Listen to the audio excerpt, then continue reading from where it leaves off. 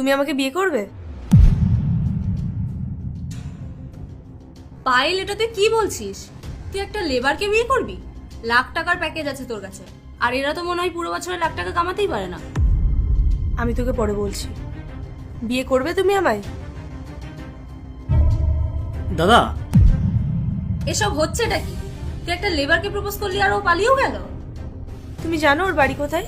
হ্যাঁ ম্যাডাম। আমাকে ওর বাড়ি নিয়ে চলো প্লিজ। হ্যাঁ আসুন।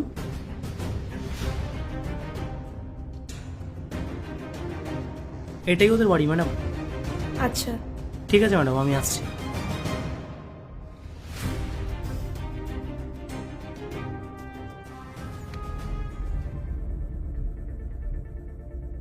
তুমি এখানেও চলে এসেছো?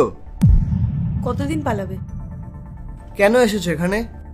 তোমাকে বিয়ে করতে। আমাকে বিয়ে কেন করবে? কি আছে আমার? নিজের পেটও ভরতে পারি না আমি। মনে হয় তুমি ভুলে গেছো। সাইন, আমি তো পড়াশোনায় পুরো জিরো, আর তুই তো পড়াশোনায় সবসময় টপ করিস। তাইলে আমাদের বিয়ে কি করে হবে? কেন? কারণ কোনো মেয়েতে এমন ছেলেকে বিয়ে করবে না যে পড়াশোনা জানে না। তুই পড়াশোনা জানিস না এমন তো নয়, তুই তো পড়িস। কিন্তু আমার পড়াশোনা করতে ভালো লাগে না। কোনো ব্যাপার না, আমি পড়বো, একটা জব খুঁজে নেব, তারপরে আমরা বিয়ে করব। কিন্তু আমি কি করবো? তুই ঘরে থাকবি, ঘর সামলাবি, এইটুকুনি তো করতে পারবি। হ্যাঁ হ্যাঁ, আমি করে নেব।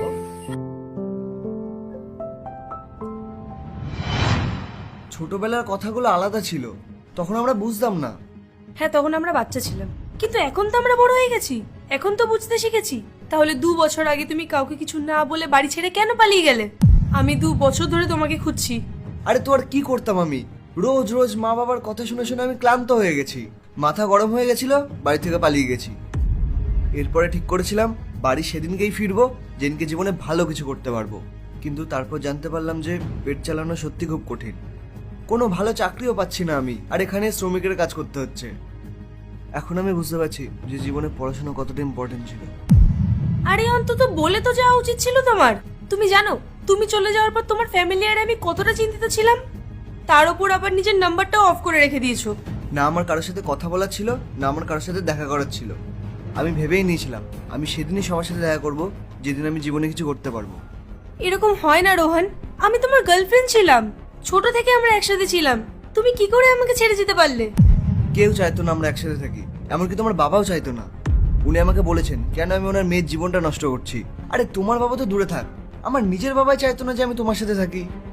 আমার বাবা আমাকে বলছে যে তুই নিজের পার্ট 2 দেখতে সাবস্ক্রাইব করো ভেলকু 78M।